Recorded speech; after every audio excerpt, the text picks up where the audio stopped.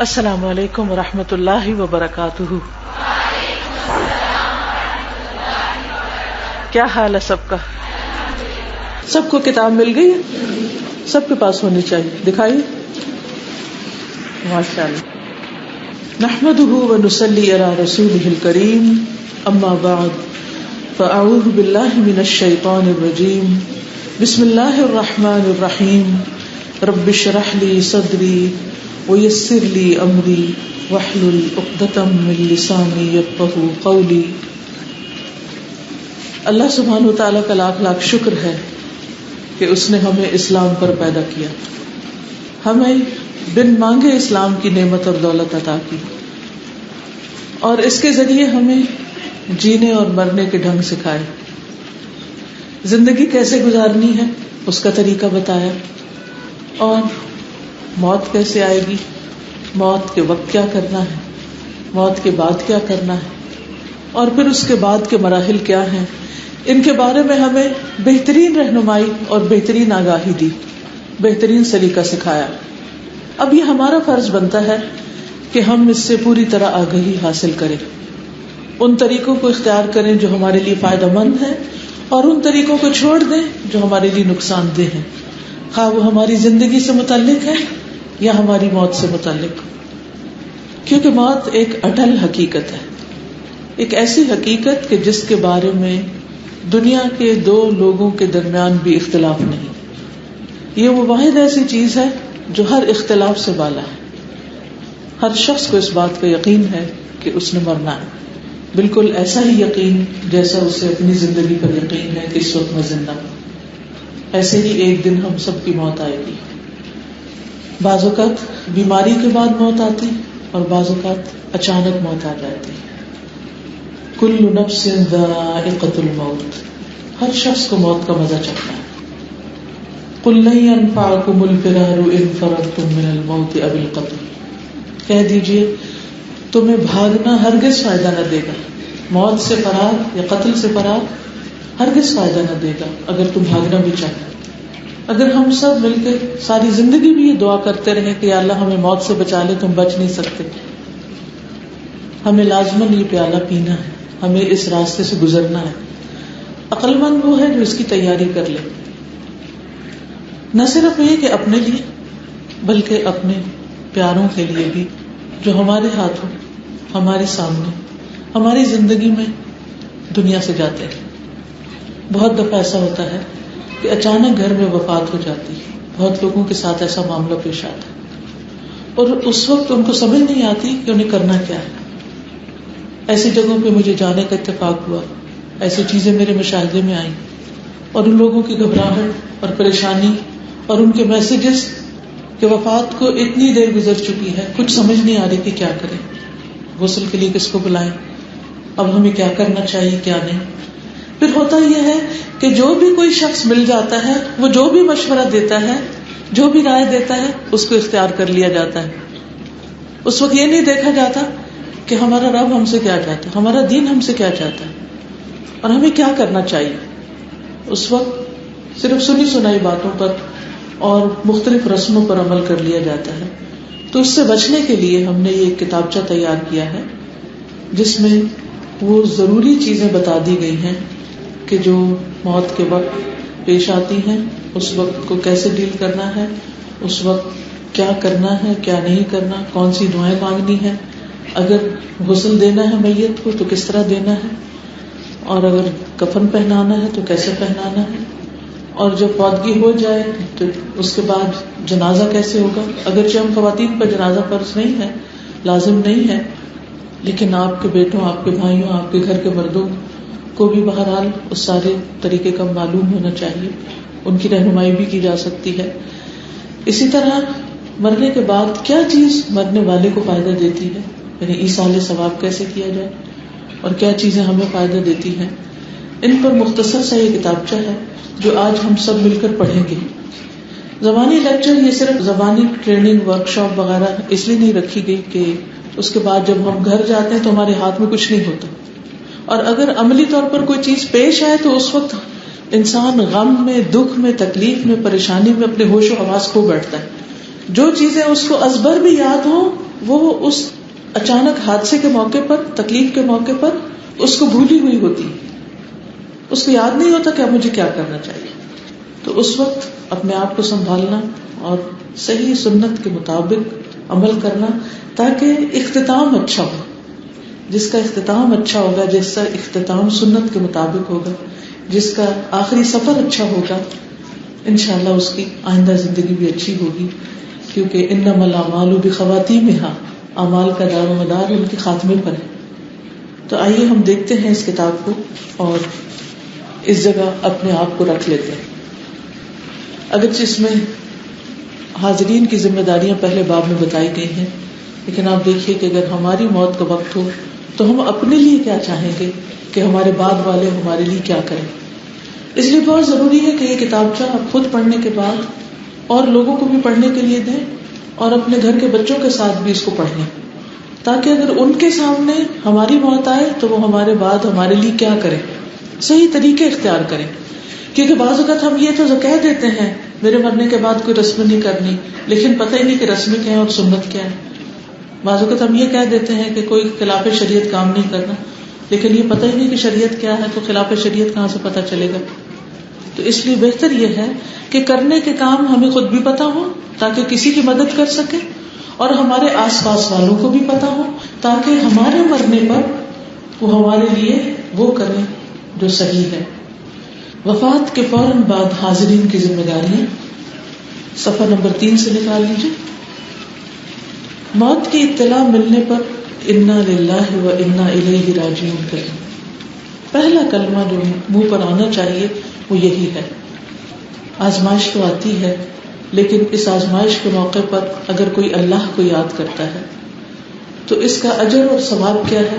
اولئک علیہم صلوات من ربہم ورحمہ واولئک هم المہتدون.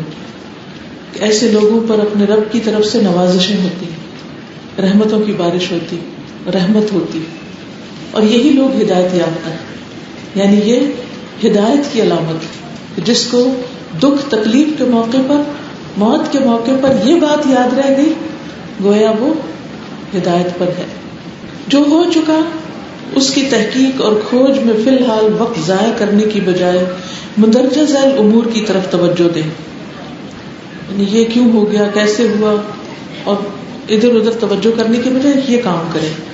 مرنے والے کی آنکھیں فوراً بند کر دیں اور ہاتھ پاؤں سیدھے کر دیں، یعنی اس کو بالکل اسٹریٹ لٹا دیں.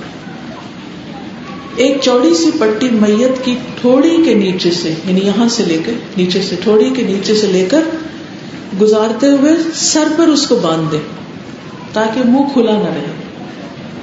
دونوں پاؤں قریب کر کے ایک اور پٹی کی مدد سے باندھ دیے جائیں، یعنی ان کے انگوٹھے آپس میں باندھ دیے جائیں یا پاؤں کو آپس میں ریپ کر دیا جائے.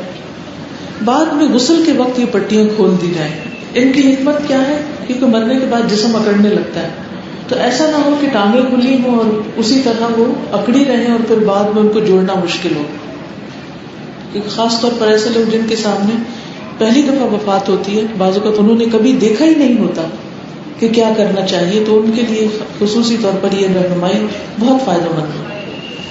ٹانگیں بھی جوڑ دیں اور منہ بھی بند کر دیں. اگر ہونٹ کھلے ہیں تو ان کو بند کر دیں، آنکھیں کھلی ہیں تو ان کو آنکھوں کو بھی بند کر دیں. کیونکہ جب روح نکلتی ہے تو آنکھیں اس کا پیچھا کرتی ہیں، نگاہ اس کا پیچھا کرتی ہے. وہ جدائی کا وقت ہوتا ہے. تو اس کے بعد کیا کریں؟ آنکھیں بند. میت کو چادر سے ڈھانپ دیں. حادثے کے اثرات یا موت کی سختی کی وجہ سے میت میں کوئی تغیر و تبدل نمودار ہو گیا ہو، یعنی رنگ بدل گیا ہو، رنگ سیاہ ہو رہا ہو، یا کوئی اور چہرے پر بہت تکلیف کے آثار ہوں، اور دوسرے لوگ بار بار دیکھنا چاہیں تو انہیں ایسا نہ کرنے دیں، بلکہ میت کو ڈھانپا رہنے دیں. 2 طرح کی میتیں ہوتی ہیں. کچھ میتیں مسکرا رہی ہوتی ہیں، کچھ میتیں بہت پیسفل نظر آتی ہیں، لیکن کچھ میتوں کا حال مختلف ہوتا ہے. تو کوئی بھی دنیا سے جانے والا جو ہے، اس کا کوئی بھی عیب ہو، کوئی بھی کمی بیشی ہو، کوئی بھی ناپسندیدہ چیز ہو، ناگوار چیز ہو، تو اسے لوگوں کے سامنے نہ کھولیں، اسے ڈھانپے رکھیں. کیونکہ آپ اگر کسی کو ڈھانپیں گے تو اللہ سبحانہ وتعالیٰ آپ کے عیب ڈھانپے گا. قریبی پڑوسیوں کو فوراً اطلاع دیں. ممکن ہے کہ وہ تجہیز و تکفین میں آپ کے اور میت کے قریبی رشتہ داروں کو اطلاع کرنے میں آپ کی مدد کر سکے اور دیگر کاموں میں بھی آپ کے مددگار ہوں. جتنی استطاعت اور ہمت ہو اتنی نفل نماز کم از کم 2 رکعت پڑھ کر اللہ تعالیٰ کے حضور نہایت عاجزی سے اپنے لیے مدد مانگیں کہ وہ اس غیر متوقع صدمے کو برداشت کرنے کے لیے آپ کو صبر و ہمت کی توفیق دے. نماز کیوں؟ نبی صلی اللہ علیہ وسلم کا طریقہ یہ تھا کہ جب آپ کو کوئی مشکل مرحلہ پیش آتا، کوئی تکلیف دہ صورت پیش آتی، تو آپ فوراً نماز کی طرف دوڑتے، فوراً نماز ادا کرتے. وَاسْتَعِینُوا بِالصَّبْرِ وَالصَّلَاةِ.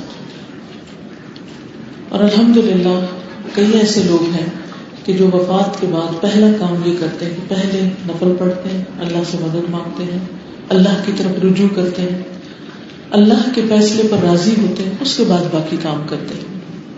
الحمدللہ ہماری دادی اماں جو تھی ان کو اللہ تعالیٰ نے بچوں کی وفات سے بہت آزمایا. ان کے کئی بچے پیدا ہوئے اور جب 7-8 سال کے ہوتے یا کچھ بڑے ہوتے، خصوصاً بیٹے، تو وہ فوت ہو جاتے.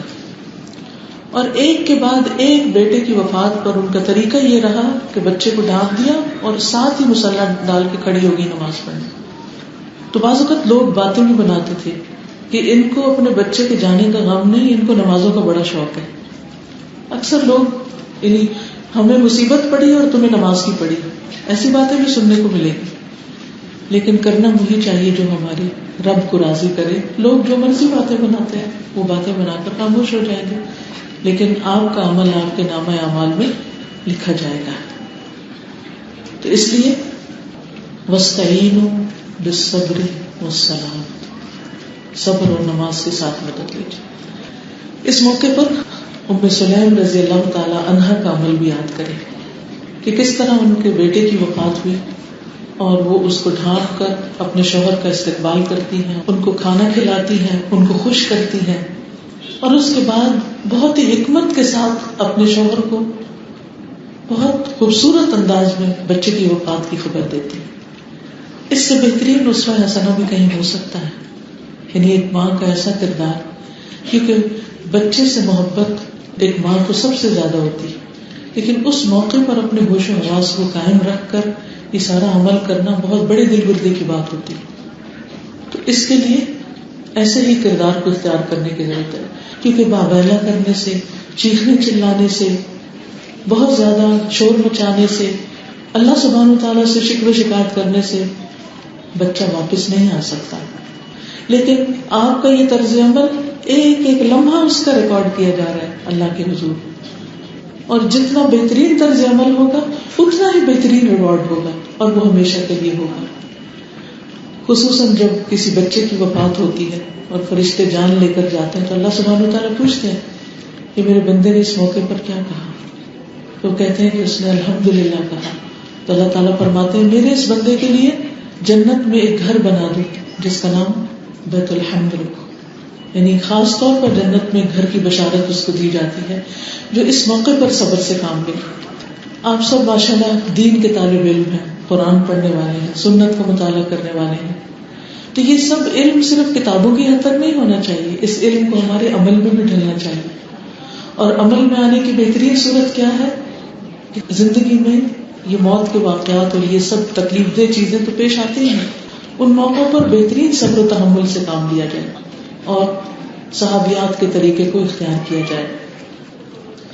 پیج 4 ہے میت کے چھوڑے ہوئے مال میں سے کفن دفن کے اخراجات پورے کر لیں، اور اگر اس کے اپنے پاس اس کا چھوڑا ہوا مال نہ ہو تو پھر باقی لوگ مل کر ادا کرتے ہیں ان اخراجات کو. اس کے بعد میت کے ذمے کوئی قرض، ادھار یا کسی قسم کے واجبات ہوں جن کا آپ کو علم ہو تو ان کی ادائیگی اس کے بقایا مال میں سے کر دیں.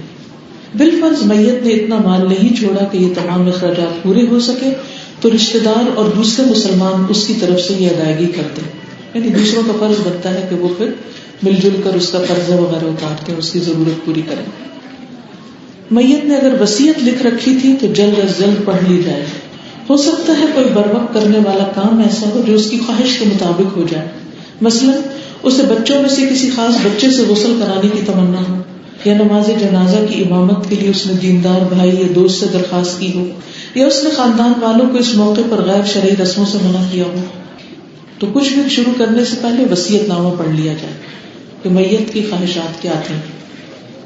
وصیت میں اگر کسی ایسی خواہش کا اظہار کیا گیا ہے جو شریعت سے ٹکراتی ہے تو اس پر عمل نہیں کیا جائے گا. عزیزوں کے بروقت پہنچ جانے پر دفنانے کی جگہ اور نماز جنازہ کو وقت باہم مشورے سے متعین کر لیں، لیکن دور دراز کے رشتہ داروں کے انتظار میں تاخیر کرنے یا سرد خانے میں ڈلوانے کی بجائے جلد دفنانے کے انتظامات کریں. کوشش کی جائے کہ جس علاقے میں میت کی وفات ہوئی ہے اسے وہیں دفن کیا جائے. صحیح سنت یہی ہے، یعنی میت کو تاخیر سے نہ دفنایا جائے. جتنا جلدی دفنائیں گے اتنا ہی سنت کے مطابق ہوگا. میت کی طرف سے ماضی میں اگر کسی کی حق تلفی ہو گئی ہو تو جنازے کے شرکاء سے درخواست کریں کہ کھلے دل سے میت کو معاف کر دیں. شرکاء کی آمد و رفت کے پیش نظر اس درخواست کو دہراتے رہیں. نیز اس کی مغفرت کے لیے خود دعا کرنے کے علاوہ تعزیت کرنے والوں سے بھی دعا کی درخواست کریں. سہولت کے لیے مسنون دعا کی کاپیاں چھپوا کر آنے والوں کو پڑھنے کے لیے دی جا سکتی ہیں. اس کتابچے میں بھی دعائیں موجود ہیں، وہ بھی پڑھنے کے لیے دی جا سکتی ہیں. پھر ہے تعزیت اور تسلی. فوت ہونے والے کے قریبی رشتہ دار ایک دوسرے کو سنبھالتے ہوئے تسلی دیں کہ اللہ تعالیٰ کی طرف سے اسی میں خیر تھی، کیونکہ ہر ایک کا وقت اللہ نے اپنی حکمت کے ساتھ لکھا ہے کہ کب تک کسی کو دنیا میں رہنا ہے اور کب چلے جانا ہے. اللہ نے فوت ہونے والے کو دنیا کے فتنوں سے بچا لیا. دعا کریں کہ اللہ تعالیٰ اس کی نیکیوں کو قبول کرے اور اس کے گناہوں سے درگزر فرمائے. اسی کو تعزیت کہتے ہیں. تعزیت کرنا مسنون اور باعث اجر اور ثواب ہے. نبی صلی اللہ علیہ وسلم نے فرمایا، جو شخص کسی مسلمان بھائی کی مصیبت پر اس کی تعزیت کرتا ہے تو اللہ تعالیٰ اس کے بدلے میں اسے قیامت کے دن عزت و کرامت کا لباس پہنائے. کتنی بڑی خوشخبری. اس لیے جب بھی معلوم ہو کہ کسی کی وفات ہوئی ہے تو تعزیت میں دیر نہ لگائیں. اس سے ہمدردی کرے، اس کی دلجوئی کرے، اس کو صبر کی تلقین کرے، اس کو کمفرٹ دیں، اس کے پاس بیٹھے، اس کا غم دور کرنے کی کوشش کریں. ایسے موقع پر میت کی بیماری یا اس کی موت کے جو بھی اسباب ہوئے انہیں بار بار دہرانا نہیں چاہیے.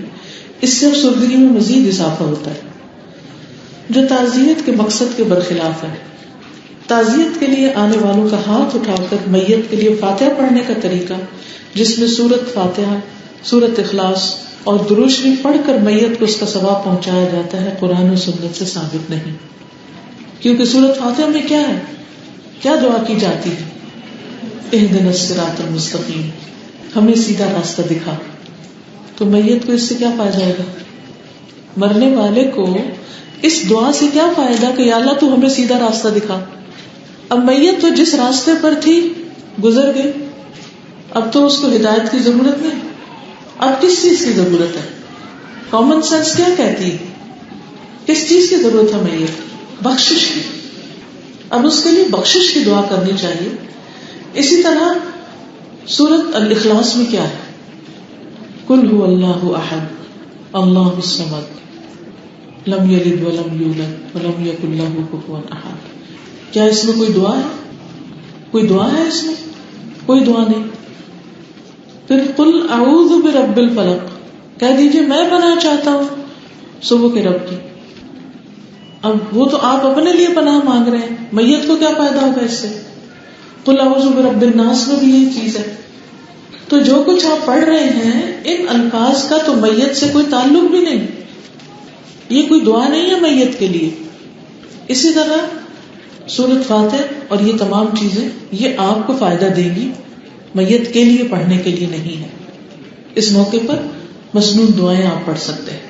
اور ویسے معمول کا ذکر آپ اپنے لیے کرتے رہیں، کیونکہ مومن کسی وقت بھی اللہ کی یاد سے غافل نہیں ہوتا. ہر وقت اللہ سبحانہ و تعالیٰ کو یاد کرتا ہے، اٹھتے بیٹھتے. الذین یذکرون اللہ قیاما وقعودا وعلی جنوبہم. عقل مند کون ہے؟ جو اللہ کا ذکر کرتے رہتے ہیں کھڑے اور بیٹھے اور اپنے پہلوؤں پر، یعنی لیٹے ہوئے بھی. رات کو بھی آنکھ کھل جائے تو اللہ کو یاد کرتے ہیں. رات کو آنکھ کھلنے پر اچانک جب آنکھ کھل جاتی ہے یا آپ سائڈ بدلتے تو آنکھ کھل جاتی ہے، تو کیا آپ کو معلوم ہے کون سی دعا پڑھنی چاہیے؟ اگر معلوم ہے تو بھی، اگر نہیں تو یاد دہانی کرا دیتی ہوں. بخاری کی حدیث ہے جس میں آتا ہے کہ جب اچانک رات کو آنکھ کھل جائے اور انسان پڑھے لا الہ الا اللہ وحدہ لا شریک لہ لہ الملک ولہ الحمد وہو علی کل شیء قدیر الحمد للہ وسبحان اللہ ولا الہ الا اللہ واللہ اکبر ولا حول ولا قوة الا باللہ. اس کے بعد اگر وہ کہتا ہے اللہم اغفر لی، اے اللہ مجھے بخش دے، تو اس کو بخش دیا جاتا ہے. اور اگر وہ نماز پڑھتا ہے یعنی اٹھ جاتا ہے اور اٹھ کے نماز پڑھتا ہے تو اس کی نماز قبول کی جاتی ہے.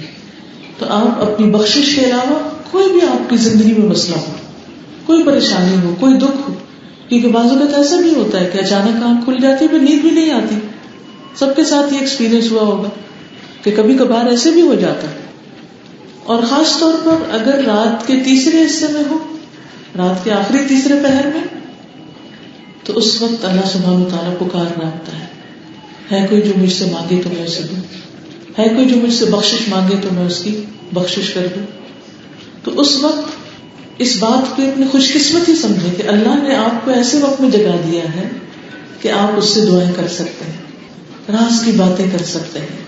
کیونکہ دن کے جھمیلوں میں تو آپ کو فرصت نہیں ملتی، تنہائی نہیں ملتی کہ آپ اللہ تعالیٰ سے اپنے دل کی باتیں کر سکیں، اپنی دلی دعائیں مانگ سکیں، اپنے رب کو یاد کر سکیں، اپنے رب کو راضی کر سکیں. تو وہ وقت ایسا ہوتا ہے جب سب سو رہے ہوتے ہیں، رات کا اندھیرا چھایا ہوا ہوتا ہے اور آپ کو مکمل تنہائی اور خاموشی میسر آتی ہے. تو چپ کے دل ہی دل میں آہستہ آہستہ اپنے رب سے سرگوشیاں کیا کریں، اپنے رب سے مناجات کیا کریں، اپنی بخشش کی، دوسروں کی بخشش کی، اپنی موت کی آسانی کی، قبر کی روشنی کی، اور حشر کے دن حساب کتاب میں آسانی کی دعائیں کیا کریں. کیونکہ یہ سارے وقت ہمیں پیش آنے ہیں، ہمیں ان سے گزرنا ہے. اس وقت پھر ہمارے ساتھ کوئی نہیں ہوگا، جیسے رات کی تنہائی میں کوئی نہیں ہوتا، سب سو رہے ہوتے ہیں تو ہم تو کسی کو جگا بھی نہیں سکتے کہ مجھے نیند نہیں آ رہی تم سب بھی اٹھ جاؤ، ایسا تو نہیں ہوتا نا، ہم خود پہ ہی برداشت کرتے ہیں. اسی طرح موت کے وقت جو کچھ ہوگا وہ بھی اکیلے برداشت کرنا چاہیے. سارے رشتے دار دائرہ بنا کے ہمارے آس پاس کھڑے ہوں چارپائی کے، کوئی کچھ نہیں کر سکتا. اسی طرح قبر کے اندر بھی کوئی کچھ نہیں کر سکے گا. اسی طرح بھی حشر کے اندر کوئی کسی کے کام نہیں آئے گا. تو ان لمحوں کو یاد کر کے، اس سفر کو یاد کر کے اپنے لیے خوب خوب دعائیں مانگا کریں اور کوشش کریں ہر رات دعاؤں کے لیے کچھ وقت ضرور نکالیں. تعزیت کے لیے بیٹھے رہنا یہ بھی ایک بڑی مشکل ہے ہمارے ہاں کہ کسی کے یہاں وفات ہو جائے لوگ سارا دن وہاں بیٹھے رہتے ہیں، تعزیت کر کے فوراً واپس نہیں آتے. وہ سمجھتے ہیں زیادہ بیٹھیں گے تو زیادہ نمبر لگیں گے، دوسرا زیادہ خوش ہوگا. نہیں، اگر واقعی آپ ان کا کوئی کام کر رہے ہیں یا آپ کے بیٹھنے سے ان کو کوئی تسلی اور تسکین ہو رہی ہے تو ٹھیک ہے آپ کچھ دیر بیٹھ جائیں، لیکن لمبی سٹنگ مناسب نہیں. قریبی عزیز کی موت پر غم زدہ ہونا یقیناً فطری سا رد عمل ہے، البتہ اسلام غم یا سوگ منانے کے حق میں نہیں. وفات پانے والے کے قریبی رشتہ داروں کو غم کی شدت سے نکلنے کے لیے 3 دن کافی سمجھے گئے ہیں. غم سے نکالنے کے لیے ہی تو مسلمان بہن بھائیوں پر فرض کیا گیا ہے کہ وہ غم زدہ کی تعزیت کریں اور اسے معمول کی حالت کے مطابق لانے کی کوشش کریں. متعلقین کو جتنی جلدی ممکن ہو اپنے کسب و معاش میں مصروف ہو جانا چاہیے. جو بھی تعزیت کرنا چاہتا ہو وہ وہیں ان سے مل سکتا ہے، یعنی فوراً اپنی ڈیوٹی پر لوٹیں. اگر آپ کہیں کام کرتے ہیں یا آپ کے بچے ہیں گھر میں، کوئی مریض ہے آپ کے گھر میں، کہیں آپ جاب کرتے ہیں، کوئی ذمہ داری ہے آپ پر، تو اپنی ذمہ داریاں نبھائیں. میت کے گھر دنوں تک 40 دن تک روز جانا اور بیٹھے رہنا یہ درست نہیں. اللہ یہ کہ کوئی آپ کا بہت ہی قریبی رشتے دار ہے جو خود چاہتا ہے کہ آپ اس کے پاس آ کر بیٹھیں یا اس کے کچھ کام کریں. جیسے بعض اوقات بیوہ خاتون ہوتی ہیں، ایسا رشتہ ہوتا ہے، کوئی ماں ہے اکیلی رہ گئی ہے، تو اس صورت میں آپ اپنی امی کو روز وزٹ کر رہے ہیں، وہ الگ بات ہے. لیکن عام لوگوں یا عام مسلمانوں کے گھروں میں ایسے کاموں سے پرہیز کرنا چاہیے. غم میں مبتلا ہونے اور سوگ کی کیفیت طاری کرنے میں بہت فرق ہے. کام کاج چھوڑ کر بہت دنوں تک کسی مخصوص جگہ جیسے گھر، میدان یا قبرستان میں شامیانے ڈلوا کر یا مسجد وغیرہ میں تعزیت کی خاطر جمع ہونا یا وقت، دن، ہفتے، مہینے مقرر کر کے غم کو تازہ کرنے بیٹھنا اور سوگ کا ماحول بنائے رکھنا غیر اسلامی کام ہے. تعزیت کی خاطر عورتوں اور مردوں کا اجتماع ناپسندیدہ ہے، یعنی اکٹھے مل کے بیٹھنا. سیدنا جریر بن عبداللہ بجلی فرماتے ہیں ہم لوگ میت کے گھر والوں کے پاس اکٹھا ہونا اور اس کے دفن ہونے کے بعد کھانا تیار کرنا نوح کا حصہ سمجھتے تھے. یعنی میت والے گھر میں کھانوں کا پکنا، چائے کے دور لگنا اور اسی طرح کے دیگر کام جو ہیں یہ ناپسندیدہ ہیں.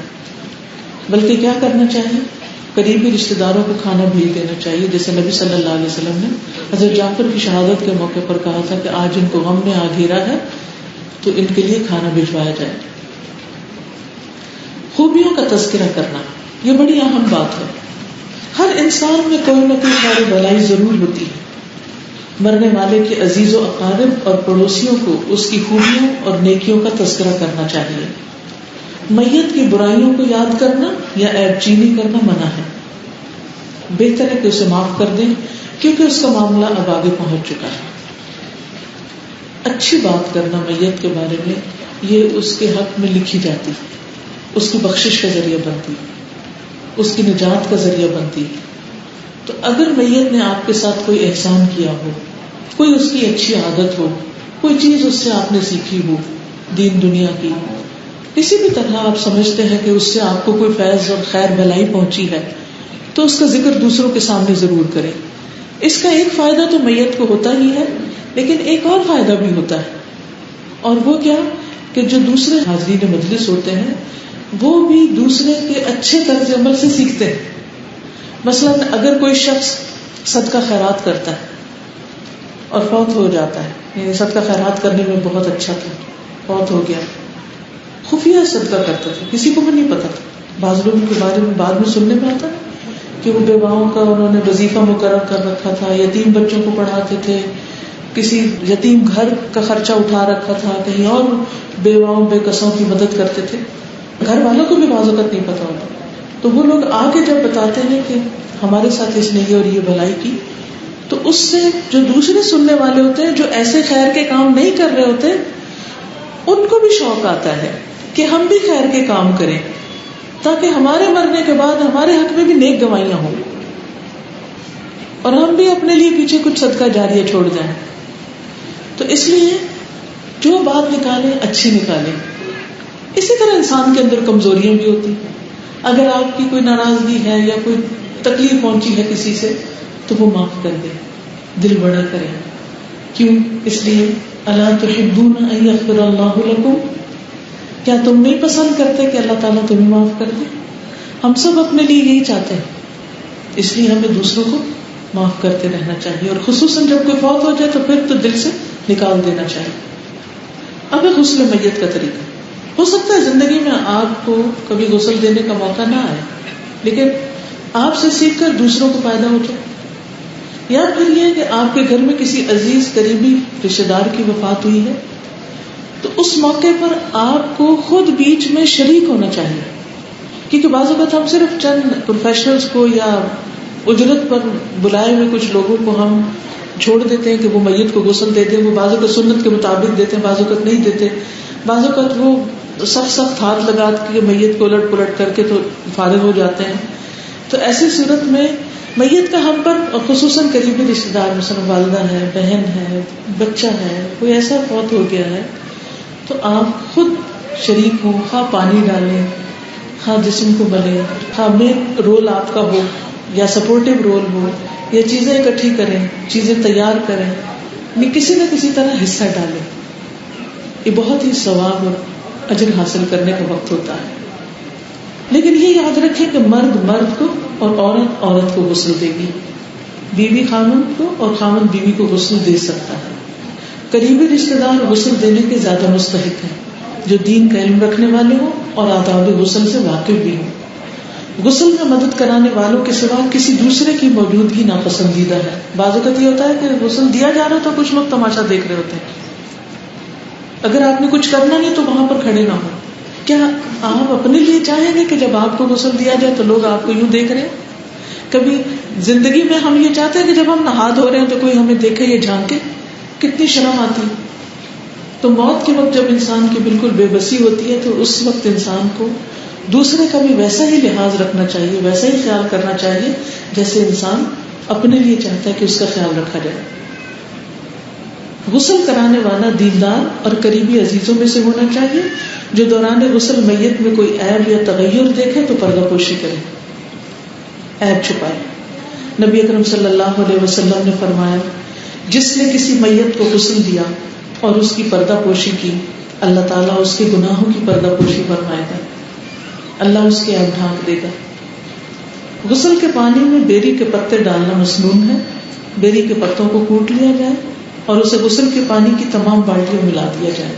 لیکن اگر ایسا کرنا ممکن نہ ہو, پتے نہ مل رہے ہوں, تو اس وجہ سے غسل کو لیٹ نہ کریں, کیونکہ بعض علاقوں میں شاید بیری نہ بھی ہو اور وہاں پر سوکھے پتے بھی اویلیبل نہ ہوں. اور اب کچھ ملکوں میں تو یہ طریقہ ہے کہ وہاں پر باقاعدہ مغسلہ بنوائے جاتے ہیں جن میں پائپ سے پانی ڈالا جاتا ہے میت پر. تو اب پائپ سے اگر پانی ڈال رہے تو پانی ٹینکی یا ڈرم کسی سے آ رہا ہے تو اس میں پتے ڈالنا مشکل ہو جاتا ہے. تو اچھا تو ہے, لیکن اگر نہ ہو, ناممکن ہو تو کوئی بات نہیں. اب یہ مت سمجھے کہ غسل ہوگا نہیں, پھر اس کی جگہ صابن شیمپو وغیرہ لگایا جا سکتا ہے, کیونکہ اس دور میں صابن شیمپو کی جگہ بیری کے پتے یہی کام کیا کرتے تھے صفائی کا. غسل دینے کی جگہ مناسب ہو جہاں پردے کا انتظام ہو اور پانی کا نکاس آسان ہو. جگہ اتنی کشادہ ہو کہ تختے کے علاوہ غسل دینے والوں کے بیٹھنے اور غسل کا سامان وغیرہ رکھنے میں دقت نہ ہو, یعنی ہر چیز صحیح طور پر سیٹ کی جائے. میت کو نہلانے والا تختہ سر کی جانب سے قدرے اونچا ہو تاکہ استعمال شدہ پانی کے ساتھ نجاست بھی بہ جائے. اس کے لیے سر کی طرف تختے کے نیچے 2 اینٹیں رکھی جا سکتی, یعنی تھوڑا سا ٹلٹ کریں اس کو تاکہ پانی خود بخود گرتا چلا جائے. میت جس بستر پر ہو اسی چادر سے اٹھا کر تختے پر لائیں. اگر خاتون میت اٹھانے میں مشکل درپیش ہو تو موٹی چادر سے ڈھانپ کر میت کے محرم مرد حضرات سے مدد لے کر غسل کے تختے پر لٹایا جا سکتا ہے, اور اسی طرح غسل دینے کے بعد اٹھایا جا سکتا ہے. یعنی بعض اوقات ہوتے ہیں نا جسم بھاری ہوتے ہیں اور مرنے کے بعد تو اور بھی جسم بھاری ہو جاتا ہے. تو ایسی صورت میں اگر خواتین میں ہمت نہ ہو کہ چارپائی یا بیڈ سے اٹھا کر تختے تک لے جایا جائے, کیونکہ بعض اوقات بیڈ روم میں اگر وفات ہوئی ہے اور جو تختہ ہے وہ باہر صحن میں ہے یا کسی برآمدے یا غسل خانے میں ہے تو وہاں تک اٹھا کے لے جانا کافی مشکل کام ہوتا ہے. تو ایسی صورت میں محرم مردوں کو بلایا جائے اور میت کو اچھی طرح ڈھانپا ہو تاکہ بے احتیاطی میں اس کے جسم کا کوئی حصہ نہ کھل جائے, کیونکہ محرم مردوں کے سامنے بھی جسم کا سطر ہوتا ہے. غسل کی جگہ داخل ہونے سے پہلے بسم اللہ اور غسل خانہ میں داخل ہونے والی مسنون دعا بھی پڑھ لیں. خاتون میت کے غسل سے پہلے بندھے ہوئے بال کھول دیے جائیں, یعنی شروع کہاں سے کیا جائے گا؟ سر سے, سر کی طرف سے شروع کیا جائے گا, بال کھول دیے جائیں. خاتون میت کے پن, کلپ, چوڑیاں, بندے, ناک کا لونگ اور لباس وغیرہ میت کے جسم سے الگ کر لیں اور ان کو کسی محفوظ جگہ پر رکھ لیں. میت کے کپڑے آسانی سے نہ اتر سکے تو احتیاط سے کینچی کے ساتھ کاٹ لیے جائیں. ایسا کرتے وقت میت پر چادر ہونی چاہیے, نہ کپڑا کٹے اور اچانک اتار دے اور وہ ننگی ہو جائے. میت کو ننگے ہونے سے بچانا ہے. بس پھر وہی کہوں گی کہ اپنے آپ کو وہاں رکھ لیں کہ میں خود ہوں تو میرے لیے کیا کیا جائے. میت کو غسل دیتے وقت اس پر رنگدار پرنٹ والا کپڑا ڈال دیا جائے تاکہ گیلا ہونے پر بھی پردہ رہے. سفید کپڑا جو ہوتا ہے نا اس میں سے پھر وہ جھلکنے لگتا ہے جسم. یہ جیسے بستر کی بیڈ شیٹس وغیرہ ہوتی ہیں رنگین, ان کو استعمال کیا جا سکتا ہے. میت کو اس کپڑے کے نیچے سے غسل دیا جائے گا. میت کو بغیر دستانوں کے براہ راست نہ چھوئیں, خاص طور پر سطر پر کسی کی نظر نہ پڑے, یعنی خود دستانے وغیرہ پہن کر غسل دیں. کیونکہ بعض اوقات یہ ہوتا ہے کہ جو مرنے والا ہے وہ کسی خاص بیماری کا شکار ہوتا ہے یا جرمز وغیرہ ہوتے ہیں, یا اوپر کے حصے کو تو ہاتھ, بازو, منہ وغیرہ کو تو ہاتھ لگا سکتے ہیں, لیکن جو اس کے جسم کے ننگے حصے ہیں ان کو براہ راست اپنے ہاتھ سے ٹچ نہ کریں. یعنی شرمگاہ وغیرہ ہے یا بریسٹ ہے یا باقی حصے ہیں تو ہاتھ پر کوئی کپڑا, دستانہ, پلاسٹک کے جیسے یہ ڈاکٹرز کے ہوتے ہیں میڈیکل گلوز جو ہوتے ہیں وہ, یا پھر اگر وہ نہیں ہے تو پولیتھین جو تھیلی ہوتی ہے، پلاسٹک کی تھیلی، پلاسٹک بیگ، وہ ہاتھ پر چڑھا کے باندھا جا سکتا ہے اور اس سے جسم کو دھویا جائے گا۔ غسل دینے والے سب سے پہلے میت کا سر اٹھا کر آہستگی سے اسے بیٹھا ہونے کے قریب کر دیں، پھر اس کے پیٹ کو اطراف سے چاروں طرف سے نرمی کے ساتھ دبایا جائے تاکہ جو کچھ نکلنے کے قریب ہو وہ نکل جائے، یعنی کوئی نجاست وغیرہ۔ اس موقع پر برابر پانی بہاتے رہیں تاکہ نجاست بہتی جائے۔ میت کو کس طرح کرنی ہے؟ اگر لیٹی ہوئی ہے نا تو اس طرح ذرا سا اٹھا کے بٹھائیں، پورا نہیں بٹھانا، یعنی اس کو تھوڑا سا ٹیڑھا کر کے اوپر کو لے آئیں اور پیٹ کو ملنا شروع کر دیں، ہلکا ہلکا ہلکا، تاکہ اگر کوئی اندر گندگی وغیرہ ہے تو نکل جائے، اور جب وہ مل رہے ہو تو اس وقت پانی بھی ڈالیں تاکہ کوئی نجاست ہے تو وہ ساتھ ہی نکل جائے، بہہ جائے۔ اب غسل دینے والا اپنے ہاتھ پر کپڑے یا پولیتھین کا لفافہ چڑھا کر میت کی طہارت استنجا کرائے، جیسے عام غسل میں بھی سب سے پہلے استنجا کیا جاتا ہے نا، اسی طرح میت کو بھی سب سے پہلے استنجا کرایا جائے۔ اس کے بعد استعمال شدہ کپڑے یا لفافے کو اتار دیا جائے اور دوسرا لفافہ یا دستانہ پہنا جائے، یعنی جس دستانے سے آپ نے استنجا کرانا ہے اس دستانے سے باقی جسم کو نہیں دھونا، یہ یاد رکھیں۔ تو ایک سے زیادہ لفافے یا دستانے آپ کے پاس ہونے چاہیے۔ غسل کروانے والے غسل کی نیت کر کے بسم اللہ پڑھ لیں، داہنی طرف سے شروع کرتے ہوئے نماز کی طرح مکمل وضو کرایا جائے، یعنی پہلے استنجا پھر کیا؟ وضو۔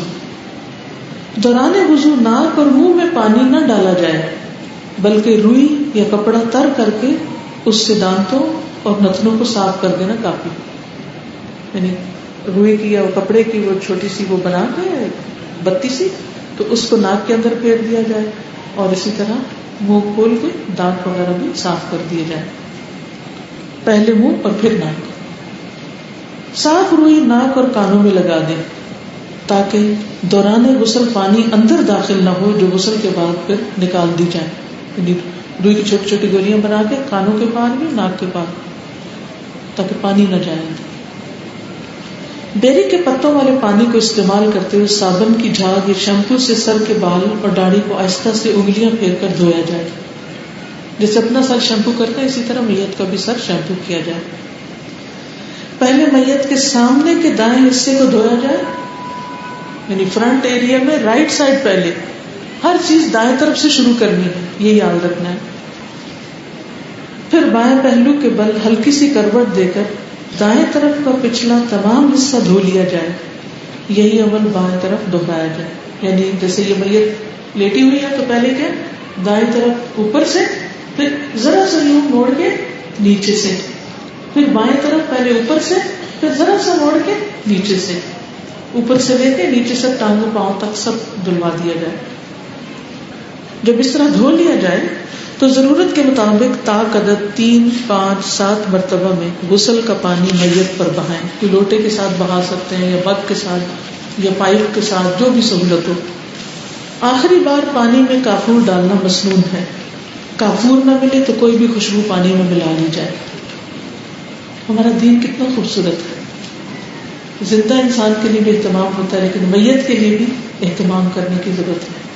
حالانکہ ہمیں پتہ ہے کہ وہ مٹی میں جا رہا ہے، اس کا جسم گھل جائے گا، لیکن مومن کا ایک احترام ہے، اور اس سے یہ بھی پتہ چلتا ہے کہ ہمارے دین میں پاکیزگی، صفائی ستھرائی کا کتنا اہتمام ہے، صرف زندوں کے لیے نہیں، مردوں کے لیے بھی صفائی۔ اور اس سے ہم سوچیں کہ اگر مردے کے لیے اتنی صفائی ستھرائی کی جا رہی ہے تو زندے کے لیے کتنی صفائی کا اہتمام ہونا چاہیے، اور خصوصاً عبادات کے وقت۔ میت کو مختلف اوقات میں 2 بار غسل دینا درست نہیں، ایک ہی غسل کافی۔ بعض اوقات ایسا ہوتا ہے نا کہ کہیں ایک جگہ میت کی وفات ہوئی تو غسل کر کے کفن پہنا کے اس کو رکھ دیتے ہیں، پھر وہ کسی اور جگہ لے جائی جاتی، وہاں دوبارہ شروع کر، ایسا کرنے کی ضرورت نہیں، ایک غسل کافی۔ میت کو تولیے سے خشک کر کے اوپر خشک چادر ڈال کر گیلی چادر نکال دیں، اور اس نکالنے کے لیے بھی اسی طرح پہلے ایک طرف سے نکال لیں، پھر دوسری طرف سے بل دے کے نکال، یعنی سائڈ بدلوا کے نکال لیں۔ غسل کے بعد خاتون میت کے بالوں کی کنگھی کر کے 3 چوٹیاں لٹیں بنا کر پیچھے ڈال دیں، یعنی چوٹیاں بنا لیں، ایک درمیان کے بالوں کی، ایک رائٹ کے اور ایک پیچھے ہی ڈالی جائیں گی، آگے کی ضرورت نہیں۔ ہنگامی حالات، بیماری، ایکسیڈنٹ یا جلنے کی وجہ سے میت کو غسل دینا ممکن نہ ہو تو میت کو تیمم کرا کے کفن پہنایا جا سکتا ہے. یعنی مٹی کے ذریعے تیمم کرایا جائے گا، اس کے ہاتھوں پر اور جو تیمم کے چہرے پر بس وہ مٹی پھیر دی جائے گی اور اس کا تیمم ہو جائے گا، اور یہی اس کے لیے کافی. کیونکہ بعض میتیں اتنی خراب ہو جاتی ہیں کہ جہاں ہاتھ ڈالو کوئی حصہ ہاتھ میں آ جاتا ہے، تو ایسی صورت میں پھر دھونا نہیں چاہیے اس کو، ورنہ وہ بہہ جائے گا. اللہ کی راہ میں شہید ہونے والے کو غسل نہیں دیا جائے گا، کفن دینا.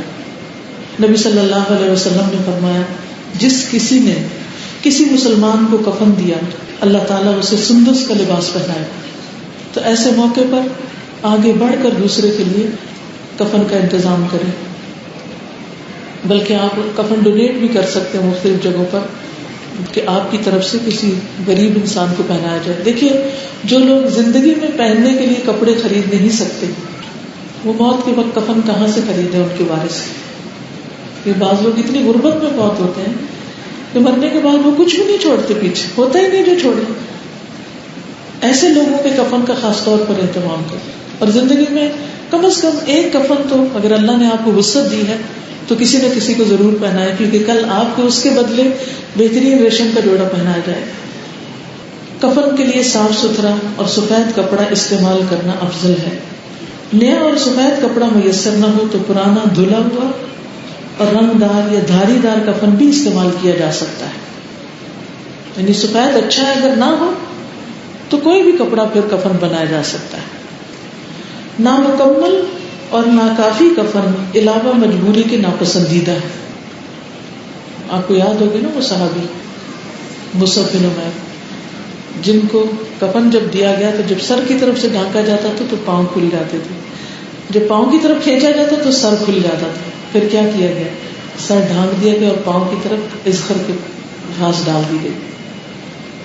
کفن کے لیے کپڑے کی مقدار یا پیمائش اتنی ضرور ہو کہ میت کا تمام جسم آسانی سے ڈھانپا جا سکے. عورت اور مرد کے کفن کے لیے یکساں پیمائش کی 3 موٹی صاف سفید چادریں استعمال ہوتی ہیں، جن میں سے ایک چادر دھاری دار ہو تو بہتر ہے. یعنی یہ اچھا ہے، لیکن اگر ایسا نہ ہو ساری سفید ہو تو بھی ٹھیک ہے. کفن باندھنے کے لیے 3 یا 5 عدد پٹیاں درکار ہوتی ہیں.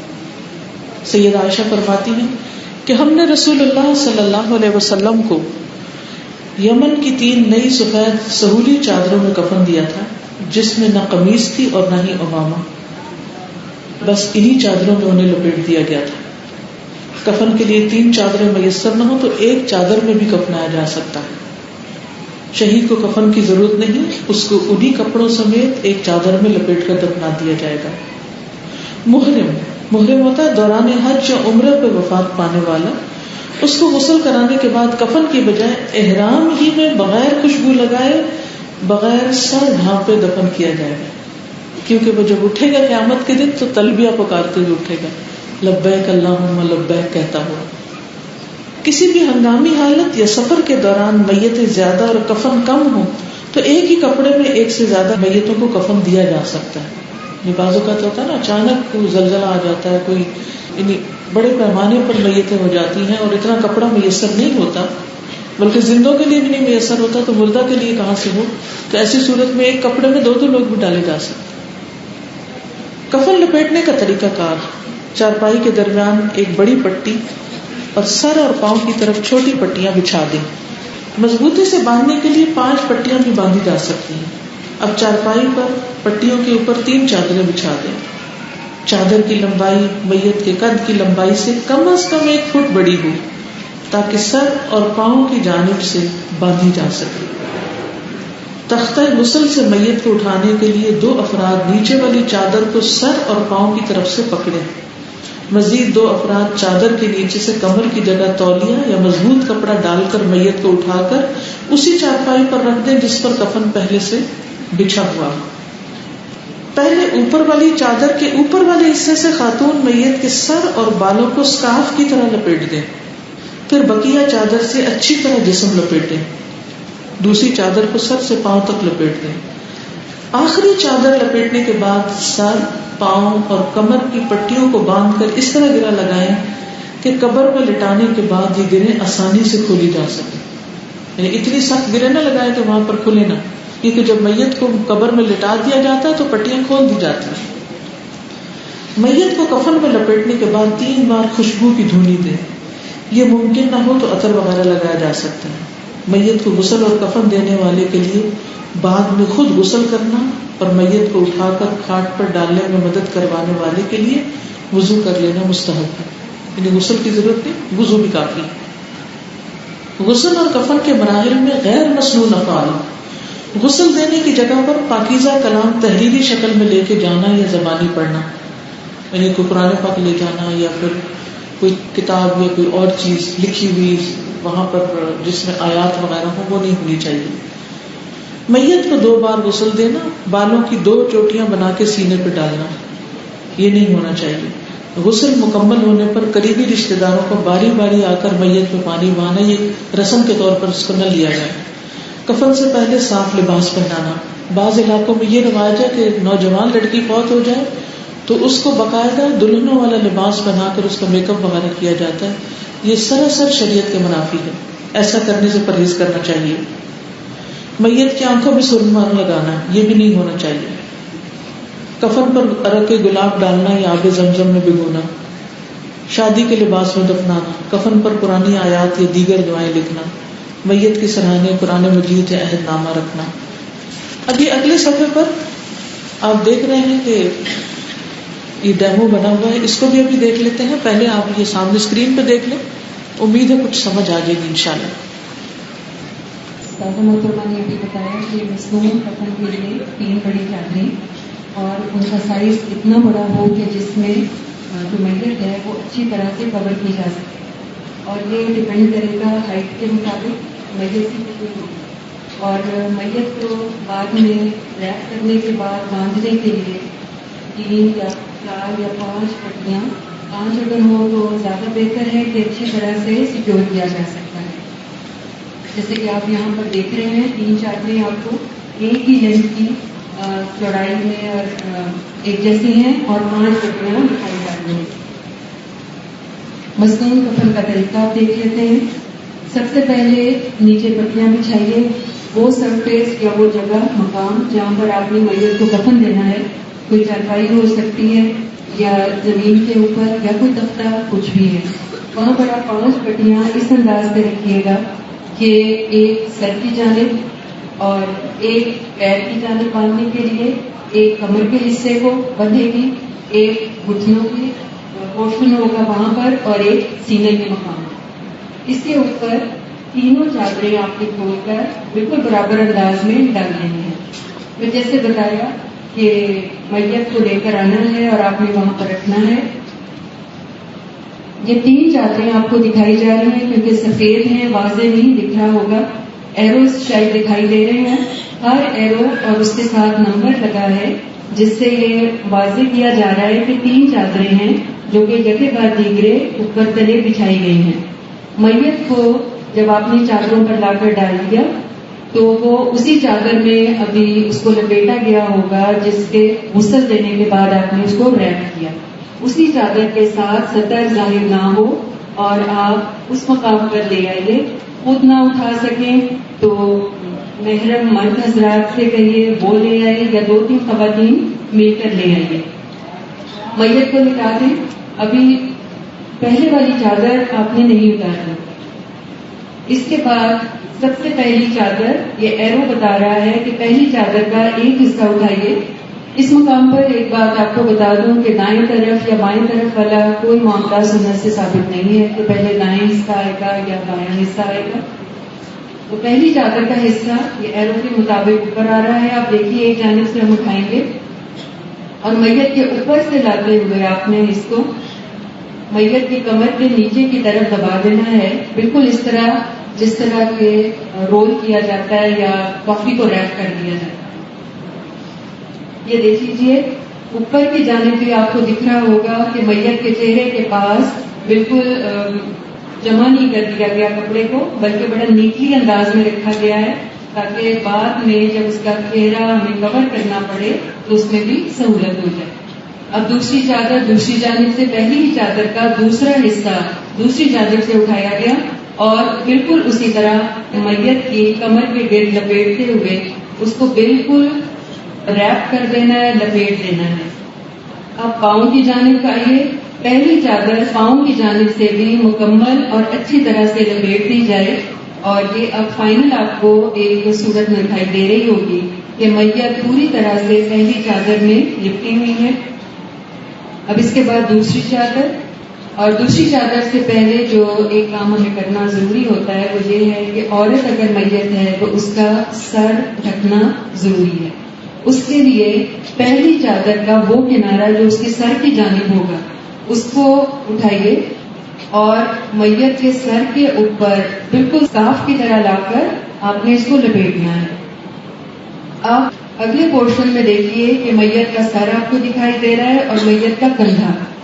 سر کے اوپر صاف کی طرح رکھنے کے بعد آپ نے سائڈوں سے دونوں کپڑے کے جو کنارے ہیں اس کے کندھے کے نیچے پریس کر دینے ہیں اور دبا دینے ہیں تاکہ پوری صاف کی طرح فکس ہو جائے. یہ دیکھ لیجیے پہلی چادر اور سر کو ڈھکنے کے بعد یہ میت آپ کے سامنے اب ہے. اب دوسری چادر لپیٹنے کا مرحلہ بالکل اسی طرح کریں گے جیسے ہم نے پہلی چادر میں کیا. پہلے ایک جانب کا کنارہ اٹھائیے اور اسے کمر کے اوپر سے لپیٹتے ہوئے میت کے نیچے اچھی طرح سے ریپ کر دیں اور پھر دوسرے حصے کو بھی بالکل اسی طرح سے دونوں جانب سے میت کو مکمل طور پر لپیٹ دیا جائے. دوسری چادر میں بھی پاؤں کی جانب سے اس کو جمع نہیں کر دینا یا کسٹرڈ فارم میں نہ آ جائے کپڑا بلکہ نیٹلی ریپ ہو جائے اس کے پیروں کی طرف سے. اب تیسری چادر دیکھیے. تیسری چادر کا ہمیں معلوم ہو رہا ہے آپ کو پٹی بھی نظر آنے لگ گئی ہوگی اور جس سرفیس کے اوپر میت لٹائی گئی ہے تیسری چادر کو بھی آپ نے اسی طرح لپیٹنا ہے. ایک بات کو اگر آپ تھوڑی سی غور کر کے دیکھیے تو ہم نے ڈھیلے انداز میں نہیں کپڑا لپیٹا بلکہ ٹائٹ کر کے کس کے لپیٹنی ہے تینوں چادریں یکے بعد دیگرے تاکہ کپڑا لوز نہ رہے بالکل بھی. اس کی یہ دیکھیے بالکل کس کے لپیٹا جا رہا ہے آپ کو دکھ رہا ہوگا. اس کی دوسری جانب سے بھی بالکل مکمل اس کو کھینچ کے اچھی طرح سے ریپ کرنا ہے. پیروں کی جانب سے بھی اب تیسری چادر کو لپیٹ دیجیے اور یہ تینوں چادریں لپیٹ دینے کے بعد یہ آپ کے سامنے اب ایک میت سامنے رکھی ہے. اس میں دیکھیے ڈھیلا پن چادر میں کہیں بھی نہیں دکھ رہا اور سر کی جانب سے ہم نے آخر میں کیونکہ آخری پٹی باندھنی ہے اس لیے میں دوبارہ آپ کو کہوں گی کہ آپ جب بھی ایک چادر لپیٹ لیں تو اس کو ایک گچھے کی شکل میں نہ رکھیے گا بلکہ نیٹ انداز میں وی فارم میں لے آئیں گلے کے پاس تاکہ آپ کو سہولت رہے اس کو دوبارہ پٹی باندھنے میں. یہ قریب سے بھی آپ کو دکھا دیا گیا. یہ تینوں چادریں لپٹی ہوئی ہیں اس کے گرد لیکن جمع نہیں ہے. سر بھی ڈھکا ہوا ہے. اب ہم نے پٹیاں باندھنی شروع کرنی ہیں. پیروں کی جانب سے باندھیں گے. پیر کی جانب سے دیکھیے یہ جمع شدہ کپڑے کو رول کر کے پیر کے بالکل نیچے لے آئے اور یہ آگے آپ کو پٹی باندھنی بتائی جا رہی ہے. یہ ہم نے پٹی باندھ لی. بہت کس کے گرا مت لگائیے گا کیونکہ بعد میں جا کر اسپیشلی جو سر کی جانب سے گرا ہے اس کو ڈھیلے انداز میں رکھیے گا. پیٹ کی طرف بھی جو باندھی جاتی ہے پٹی اسے بھی بہت کس کے نہیں باندھنا کیونکہ بعض دفعہ میت کسی بیماری کا شکار ہوتی ہے یا میڈیکیشن پر ہوتی ہے اور پیٹ پھولنا شروع کر جاتا ہے تو پٹی ٹائٹ اور پھنسی جاتی ہے. اب دیکھیے یہ ہم نے گھٹنوں کی طرف جو دوسری پٹی رکھی تھی اب اس کو باندھا جا رہا ہے. یہ دیکھیے دوسری پٹی باندھ دی. اب یہ ہم نے کمر کی جانب پٹی باندھی. کمر کی پٹی کو آپ نے نہ تو بہت ڈھیلا رکھنا ہے کہ لوز ہو کے گرتی پھر اور نہ اتنا کسنا ہے کہ جس کی وجہ سے تنا ہوا پیٹ نظر آئے. اب سینے کے اوپر چوتھی پٹی. یہ چاروں پٹیاں باندھنے کے بعد یہ ایک فائنل صورت آپ کے سامنے آتی ہے میت کی. یہ مکمل دیکھ لیجیے اس کو. اس انداز میں یہ کپڑا کہیں سے لوز نہیں ہے کہیں سے بھی ایسا نہیں کہ اگر اٹھایا جائے اٹھانے میں مشکل ہو یا کیری کرنے میں کپڑا گر جائے یا خدا نخواستہ صدر ظاہر ہو جائے عورت کا. اب سر ڈھکنے کی بات آتی ہے یا سر کی طرف سے بقیہ دونوں چادریں لپیٹ کر اور منہ بند کرنا ہے ہمیں. پہلی چادر آپ دیکھ رہے ہوں گے سر کی طرف بالکل اسکارف کی شکل میں لپٹی ہے, کہیں سے بال نہیں نظر آ رہا. اس کے دونوں کنارے ہم نے کندھے کے نیچے دبا رکھے ہیں. اب دوسری چادر اٹھائی اور اسے ہم نے لپیٹ دیا. دونوں کنارے اوور لیپ کر دیں اور چہرہ کور ہو جائے. پھر تیسری چادر کو لیجیے, اس کے دونوں کنارے اور اوور لیپ کر دیں کہ اس طرح سے میت کا چہرہ بالکل چھپ گیا. اب ہم نے آخری پٹی باندھنی ہے جو کہ سر کی جانب ہوگی. اسے بھی بہت زیادہ کس کے نہ باندھیے گا کیونکہ قبر میں اتارنے کے بعد اس کو کھولنا ہوگا. یہ دیکھیے یہ بالکل ریپ حالت میں میت ہے ہمارے سامنے. جزاک اللہ خیر. اس کا کچھ طریقہ یہاں آپ کو اس کتاب میں بھی نظر آئے گا, آپ دیکھ لیجئے. 3 بڑی اور چوڑی پٹیاں درمیان میں کندھے اور گھٹنوں کی جانب اور 2 چھوٹی پٹیاں سر اور پاؤں کی جانب. پٹیوں کے اوپر 3 چادریں برابر کر کے ترتیب سے بچھائیں. سر اور پاؤں کی طرف سے کچھ کپڑا چھوڑ کر میت کو چادروں کے اوپر لٹا دیں اور پھر پہلی چادر کے دائیں حصے کو بائیں جانب لا کر اچھی طرح دبا دیں. پردے کے لیے ڈھانپی گئی رنگین چادر کفن کی چادر ڈھانپتے ہوئے ہٹا دی جائے گی. اسی طرح چادر کا بایاں حصہ دائیں جانب دبا دیں. عورت میت کے لیے پہلی چادر کے سر کی جانب بچھے ہوئے حصے کو اٹھا کر اسکارف کی طرح لپیٹتے ہوئے اور سر اور بالوں کو اچھی طرح ڈھانپ دیں. اسکارف کے باقی کپڑے کو گردن کے پیچھے دبا دیں. اب سائڈ کے دونوں پلوں سے چہرے کو ڈھانپ دیں. اسی طرح دوسری چادر کو بھی سر اور پاؤں سمیت دائیں سے بائیں اور بائیں سے دائیں جانب لا کر اچھی طرح دبا دیں. اب آخری چادر کو بھی دائیں سے بائیں اور بائیں سے دائیں طرف لپیٹ دیں.